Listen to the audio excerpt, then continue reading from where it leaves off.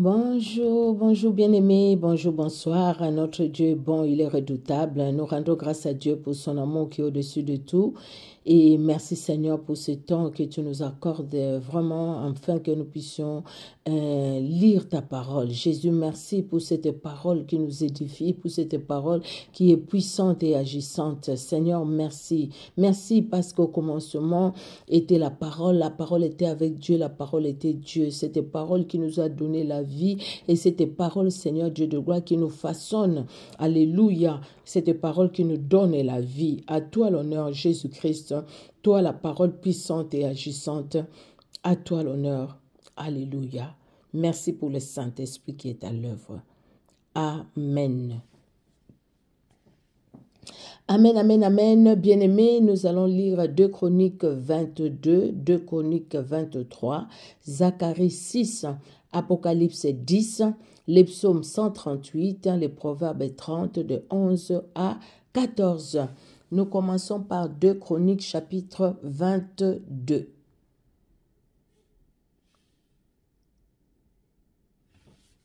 Le second livre des Chroniques, chapitre 22. Les habitants de Jérusalem firent régner à sa place Acasia, son plus jeune fils, car la troupe venue au camp avec les Arabes avait tué tous les plus âgés. Ainsi régna Acasia, fils de Joram, roi de Juda. Acasia avait 42 ans lorsqu'il devint roi, et il régna 1 an à Jérusalem. Sa mère s'appelait Athalie, fille d'Omri.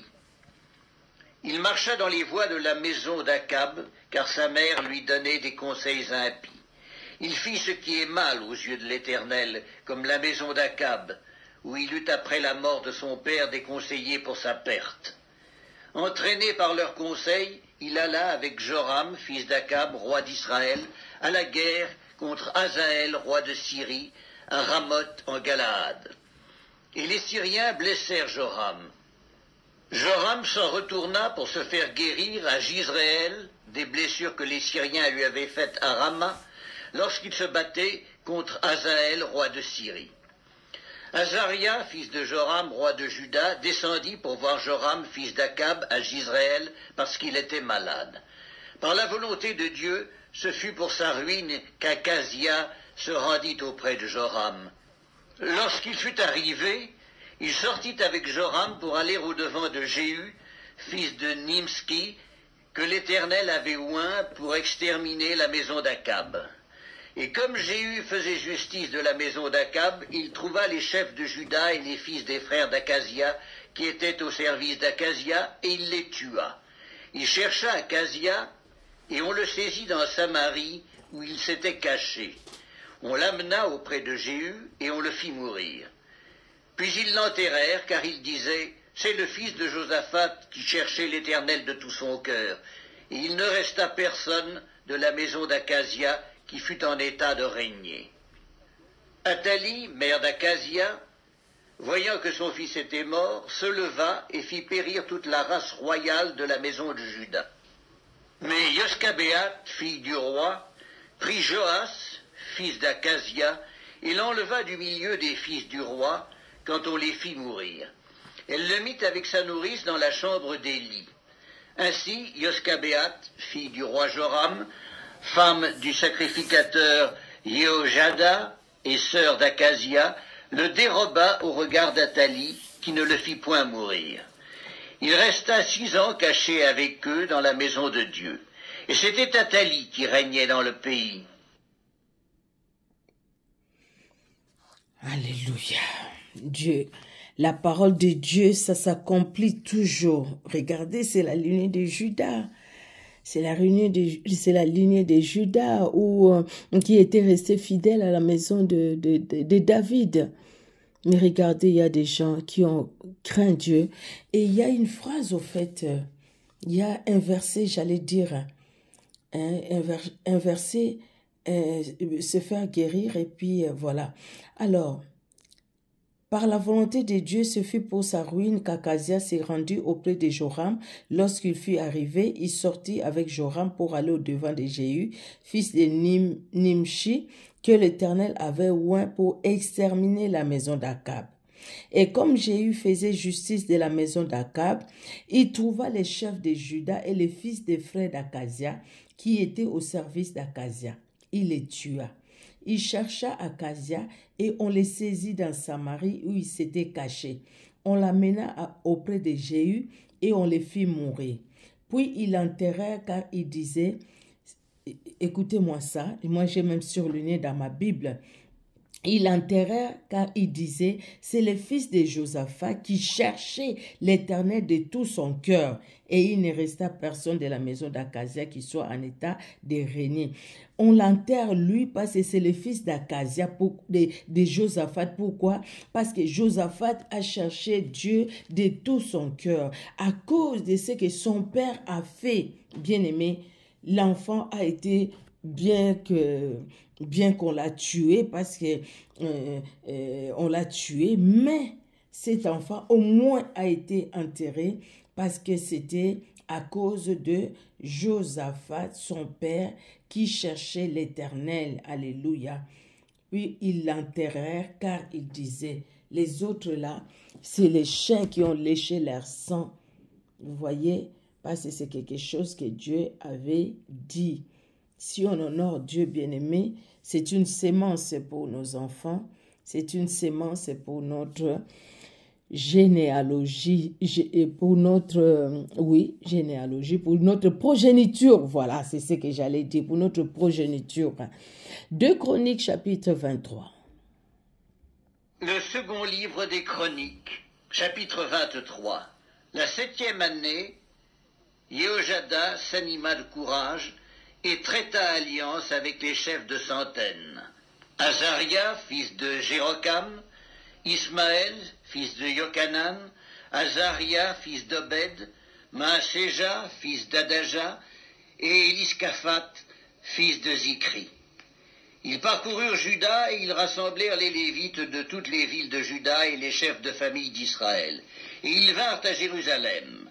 Toute l'assemblée traita alliance avec le roi dans la maison de Dieu. Et Jéhojada leur dit, voici, le fils du roi régnera, comme l'Éternel l'a déclaré, à l'égard des fils de David. Voici ce que vous ferez.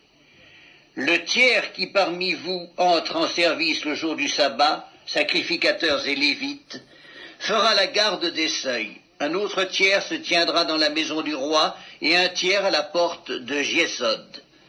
Tout le peuple sera dans les parvis de la maison de l'Éternel.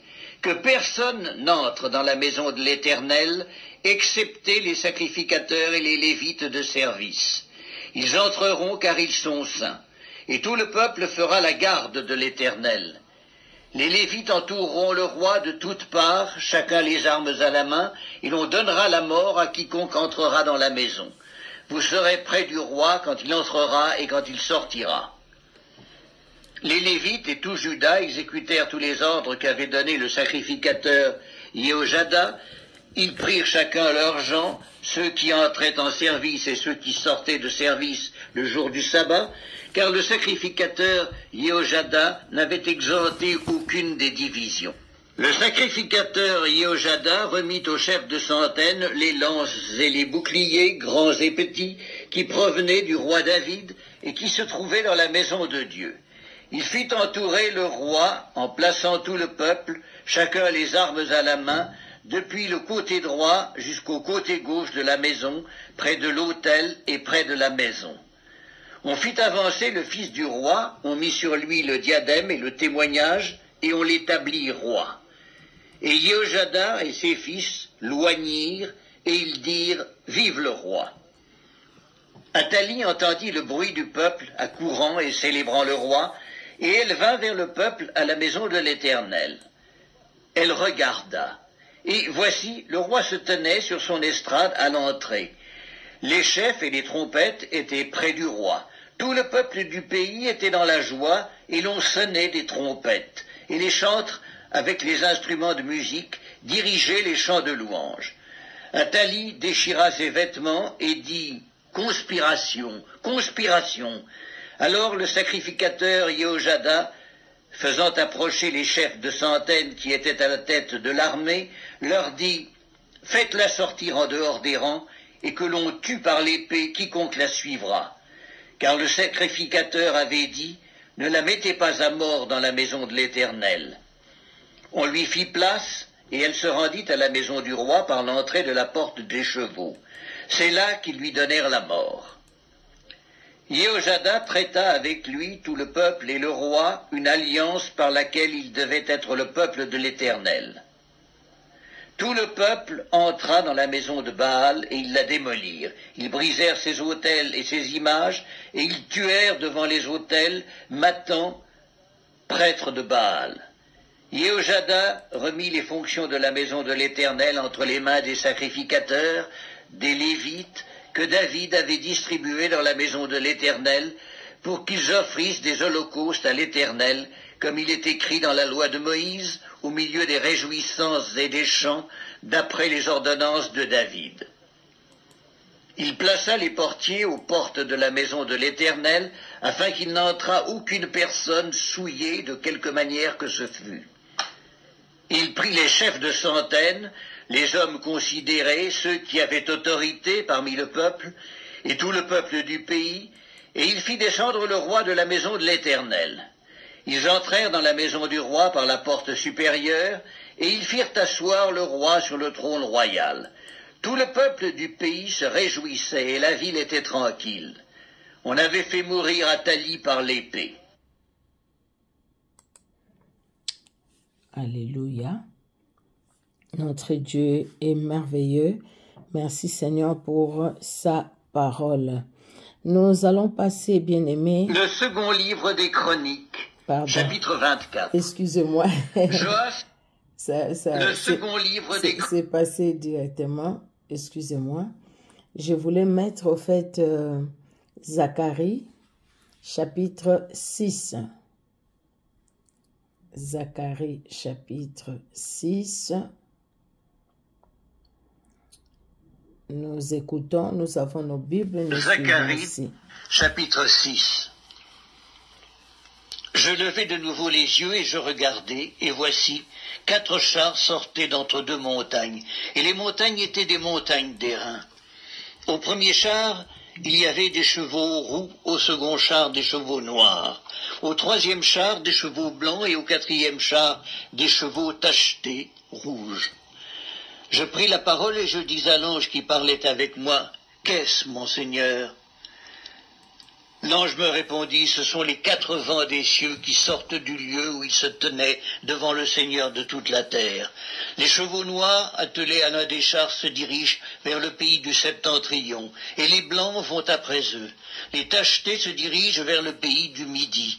Les rouges sortent et demandent à aller parcourir la terre. » L'ange leur dit, « Allez, parcourez la terre. » Et ils parcoururent la terre. Il m'appela et il me dit, « Vois, ceux qui se dirigent vers le pays du septentrion font reposer ma colère sur le pays du septentrion. » La parole de l'Éternel me fut adressée en ces mots. « Tu recevras les dons des captifs, Eldaï, Tobija et Yedaïa. Et tu iras toi-même ce jour-là, tu iras dans la maison de Josias, fils de Sophonie, où ils se sont rendus en arrivant de Babylone. Tu prendras de l'argent et de l'or, et tu en feras des couronnes que tu mettras sur la tête de Josué, fils de Yotsadak, le souverain sacrificateur. Tu lui diras, ainsi parle l'Éternel des armées. Voici, un homme dont le nom est Germe, germera dans son lieu et bâtira le temple de l'Éternel. Il bâtira le temple de l'Éternel, il portera les insignes de la majesté. Il s'assiera et dominera sur son trône, il sera sacrificateur sur son trône, et une parfaite union régnera entre l'un et l'autre. Les couronnes seront pour Élem, Tobija et Yédéia, et pour Hen, fils de Sophonie, un souvenir dans le temple de l'Éternel. Ceux qui sont éloignés viendront et travailleront au temple de l'Éternel, et vous saurez que l'Éternel des armées m'a envoyé vers vous.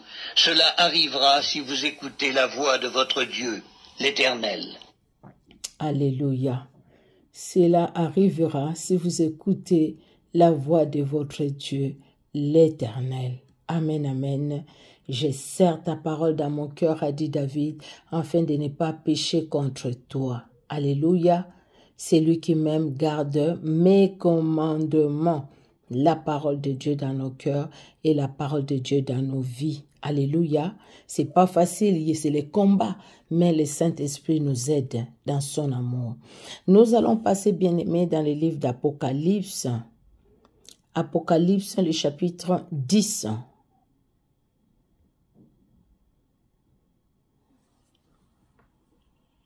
Apocalypse de Jean, chapitre 10.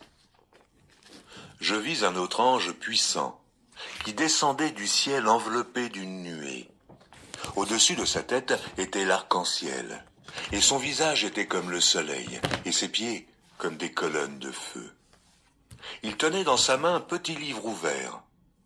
Il posa son pied droit sur la mer, et son pied gauche sur la terre. Et il cria d'une voix forte, comme rugit un lion. Quand il cria, les 7 tonnerres firent entendre leur voix. Et quand les 7 tonnerres eurent fait entendre leur voix, j'allais écrire, et j'entendis du ciel une voix qui disait « Scelle ce qu'ont dit les 7 tonnerres, et ne l'écris pas. » Et l'ange que je voyais debout sur la mer et sur la terre leva sa main droite vers le ciel, et jura par celui qui vit au siècle des siècles, qui a créé le ciel et les choses qui y sont, la terre et les choses qui y sont, et la mer et les choses qui y sont, qu'il n'y aurait plus de temps, mais qu'au jour de la voix du 7e ange, quand il sonnerait de la trompette, le mystère de Dieu s'accomplirait comme il l'a annoncé à ses serviteurs les prophètes. Et la voix que j'avais entendue du ciel me parla de nouveau et dit « Va, prends le petit livre ouvert dans la main de l'ange qui se tient debout sur la mer et sur la terre. » Et j'allai vers l'ange en lui disant de me donner le petit livre. Et il me dit « Prends-le et avale-le. Il sera amer à tes entrailles, mais dans ta bouche, il sera doux comme du miel. » Je pris le petit livre de la main de l'ange, et je l'avalai. Il fut dans ma bouche doux comme du miel. Mais quand je l'eus avalé, mes entrailles furent remplies d'amertume. Puis on me dit, il faut que tu prophétises de nouveau sur beaucoup de peuples, de nations, de langues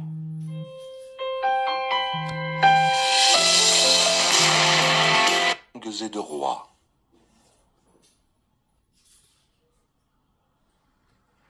Apocalypse de... Nous poursuivons, bien-aimés, dans les psaumes 138.